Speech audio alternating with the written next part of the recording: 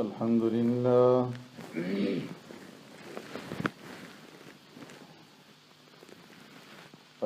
لله نحمده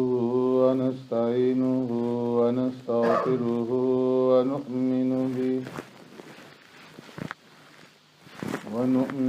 به ونتوكل عليه ونعوذ بالله من شرور أنفسنا ومن سيئات أعمالنا من يهده الله فلا مضل له ومن يضلله فلا هادي له ونشهد أن لا إله إلا الله وحده لا شريك له ونشهد أن سيدنا وسندنا ونبينا ومولانا محمدا عبده ورسوله أرسله الله إلى كافة للناس بشيرا ونذيرا وداعيا إلى الله بإذنه وسراجا منيرا أما بعد فقد قال الله تبارك وتعالى في القرآن المجيد والفرقان الحميد فأعوذ بالله من الشيطان الرجيم بسم الله الرحمن الرحيم وأقيموا الصلاة وآتوا الزكاة وأقرضوا الله قرضا حسنا وما تقدموا لأنفسكم من خير تجدوه عند الله هو خيرا وأعظم أجرا واستغفروا الله إن الله غفور رحيم صدق الله مولانا العظيم يا رب صل وسلم دائما أبدا على حبيبك خير الخلق كلهم هو الحبيب الذي ترجى شفاعته لكل هول من الأهوال مقتحم وأقيموا الصلاة وآتوا الزكاة اور قائم کیجیے نماز اور ادا کیجیے زکوٰۃ وَأَقْرِضُوا اللَّهَ قَرْضًا حَسَنًا اور قرض دیجیے اللہ کو قرض حسنا وَمَا تُقَدِّمُوا لِأَنفُسِكُم مِّن خَيْرٍ اور جو کچھ بھی تم بھیجو گے اپنے لیے خیر اور بلائی میں سے آگے تجدوه عند اللہ پاؤ گے اس کا بدلہ اللہ کے ہاں وخیرا وأعظم اجرا وہ بہت بہتر ہے اور بہت بڑا ہے اجر کے اعتبار سے واستغفر اللہ اور بخشش مانگتے رہو استغفار کرتے رہو اللہ سے ان اللہ غفور الرحیم بے شک اللہ تبارک و تعالی بخشنے والا مہربان ہے آمنت باللہ و بآیاتی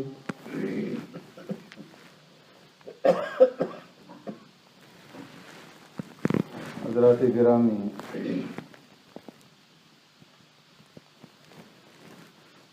رمضان المبارک کی آمد ہے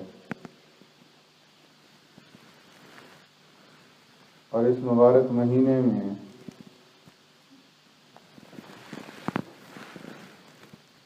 اللہ کے وہ بندے جو صاحب استطاعت اور صاحب نصاب ہوتے ہیں وہ اپنے اموال میں سے زکوٰۃ ادا کرتے ہیں۔ اس مناسبت سے اس آیت کریمہ کی تلاوت کی گئی۔ ہر ایک مسلمان اس بات کو جانتا ہے کہ زکوٰۃ ارکان اسلام میں سے ایک اہم ترین رکن ہے، اور اسلام کے جو 5 بنیادی ستون ہیں ان میں سے ایک ستون 5 پلروں میں سے ایک پلر ہے۔ پیغمبر صلی اللہ علیہ وسلم نے ارشاد فرمایا بنی الاسلام علی 5 شہادت ان لا الہ الا اللہ وان محمد رسول اللہ واقام الصلاۃ وایتاء الزکاۃ، کہ اسلام کی بنیاد 5 چیزوں پر ہے۔ سب سے پہلی بنیاد اس بات کی شہادت اور گواہی دینا کہ اللہ کے سوا کوئی عبادت کے لائق نہیں، اللہ کی وحدانیت اور توحید کی گواہی کے بعد نبی کی نبوت اور رسالت کے بارے میں گواہی دینا،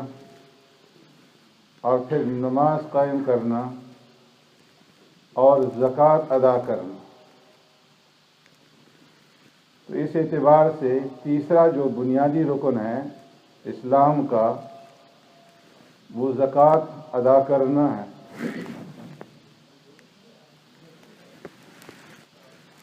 اور فرمایا کہ نماز اور زکوٰۃ یہ دونوں اہم ترین عبادتیں۔ نماز بدنی عبادت ہے کہ اس میں بندہ اپنے بدن اور اپنے جسم کے ساتھ اللہ کی عبادت کرتا ہے اور اللہ کے سامنے اپنی عاجزی، اپنی ذلت کا اظہار کرتا ہے، اپنی بندگی کا اظہار کرتا ہے اور اللہ کا قرب حاصل کرتا ہے۔ تو اسی طرح زکوٰۃ مالی عبادت ہے جس میں اللہ کا بندہ اللہ کے دیے ہوئے مال میں سے اللہ کے راستے میں خرچ کر کے اللہ کا قرب حاصل کرتا ہے، اور اس کے ساتھ ساتھ اللہ کے بندوں کی خدمت کر کے حقوق العباد ادا کر کے ان کا بھی قرب حاصل کرتا ہے، ان کی ضروریات اور ان کی حاجات کو پورا کرتا ہے، اور ساتھ ہی اس بات کا اعلان کرتا ہے کہ یہ جو کچھ میں مال میں سے دے رہا ہوں اس میں میرا کچھ بھی نہیں ہے، یہ سب اللہ کی عطا ہے، اللہ کی دین ہے، اور اللہ کی عطا اور اللہ کی دین میں سے میں اللہ کے راستے میں دے رہا ہوں۔ تو اس طرح ان دونوں عبادات کے ذریعے سے ایک طرف بدن کے ذریعے سے بندہ بندگی کا اظہار کرتا ہے اور اللہ کا قرب حاصل کرتا ہے، تو دوسری طرف مالی اعتبار سے زکوٰۃ ادا کر کے اللہ کا قرب حاصل کرتا ہے اور اللہ کی عبادت کرتا ہے۔ اسی لیے قرآن کریم میں 70 سے زیادہ مقامات ہیں کہ جہاں پر اللہ نے نماز اور زکوٰۃ کا ساتھ ساتھ ذکر فرمایا ہے، گویا کہ ان دونوں کے درمیان میں کوئی زیادہ فرق نہیں، دونوں ایک ہی چیز ہیں۔ اور اسی لیے سیدنا صدیق اکبر رضی اللہ تعالیٰ عنہ نے پیارے پیغمبر صلی اللہ علیہ وسلم کی وفات کے بعد جب بعض علاقوں میں بعض لوگوں نے جنہوں نے اللہ کی وحدانیت اور نبی کی رسالت کی گواہی دی تھی، جو نماز پڑھتے تھے، زکوٰۃ دینے سے انکار کیا، تو صدیق اکبر رضی اللہ تعالیٰ نے فرمایا کہ یہ دین سے انحراف ہے اور دین سے ارتداد ہے، اور یہ اعلان فرمایا واللہ لأقاتلن من فرق بین الصلاة والزکاة، اللہ کی قسم میں ضرور ایسے لوگوں کے ساتھ جہاد کروں گا کہ جو نماز اور زکوٰۃ میں فرق کریں۔ تو اس لیے فرمایا کہ نماز کے بعد زکوٰۃ جو ہے یہ اہم ترین عبادت۔ زکوٰۃ کسے کہتے ہیں؟ عربی زبان کے اندر زکوٰۃ کا معنی ہے کسی چیز کو غلاظت سے، گندگی سے، نجاست سے، علائشوں سے پاک اور صاف کرنا۔ اس لیے زکوٰۃ کا اطلاق اس لیے مال کے اوپر ہوتا ہے کہ جب انسان مال سے زکوٰۃ ادا کر دیتا ہے تو جو بقیہ مال ہوتا ہے وہ گندگی سے، نجاست سے پاک ہو جاتا ہے۔ جب تک زکوٰۃ ادا نہ کی جائے، مال میں سے زکوٰۃ نہ نکالی جائے، تو سارا کا سارا جو مال ہے وہ ناپاک اور نجس رہتا ہے، پلید رہتا ہے۔ اور زکوٰۃ کی ادائیگی کے بعد سارا مال پاک اور صاف ہو جاتا ہے۔ اس لیے اللہ تبارک و تعالیٰ نے پیارے پیغمبر صلی اللہ علیہ وسلم سے ارشاد فرمایا خذ من اموالہم صدقۃ تطہرہم وتزکیہم بہا، محبوب آپ ان لوگوں سے ان کی اموال میں سے زکوٰۃ وصول کیجیے، تطہرہم وتزکیہم بہا، تاکہ زکوٰۃ کی وصولی کے ساتھ ان کا مال پاک ہو جائے، ان کی قلوب اور ان کی ارواح، ان کی روحوں کی اور ان کے نفوس کی تطہیر ہو جائے اور ان کا تزکیہ ہو جائے، مال بھی پاک ہو جائے، روحیں بھی پاک ہو جائیں، نفوس اور قلوب یہ سب کے سب پاک ہو جائیں۔ اور ایک مقام پہ اللہ تبارک و تعالیٰ نے فرمایا کہ جو لوگ زکوٰۃ ادا کرتے ہیں وَسَيُجَنَّبُهَا الْأَتْقَى الَّذِي يُؤْتِي مَالَهُ يَتَزَكَّى، ایسے لوگوں کو اللہ تبارک و تعالی جہنم کی آگ سے بچا لیں گے۔ الَّذِي يُؤْتِي مَالَهُ يَتَزَكَّى، کہ جو تزکیہ حاصل کرنے کے لیے اور مال کو صاف کرنے کے لیے اللہ کے راستے میں مال دیتے ہیں، زکوٰۃ ادا کرتے ہیں۔ اور زکوٰۃ اتنی اہم ترین عبادت ہے کہ جس طرح اللہ نے روزوں کو تمام امتوں کے اوپر فرض فرمایا، نماز کا پہلی شریعتوں کے اندر حکم دیا، اسی طریقے سے زکوٰۃ کا بھی حکم دیا۔ اللہ تبارک و تعالیٰ نے سورہ انبیاء کے اندر حضرت ابراہیم علیہ السلام اور حضرت اسحاق علیہ السلام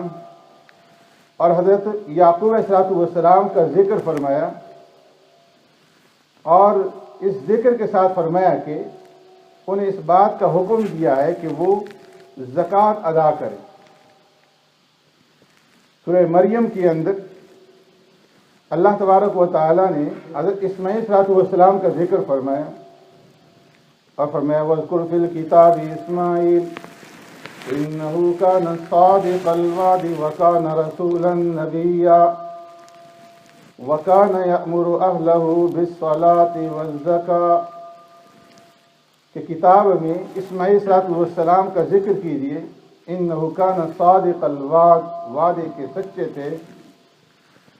اور اسماعیل علیہ السلام اللہ کے رسول اور اللہ کے نبی تھے۔ وَكَانَ يَأْمُرُ أَهْلَهُ بِالصَّلَاةِ وَالزَّكَاةِ،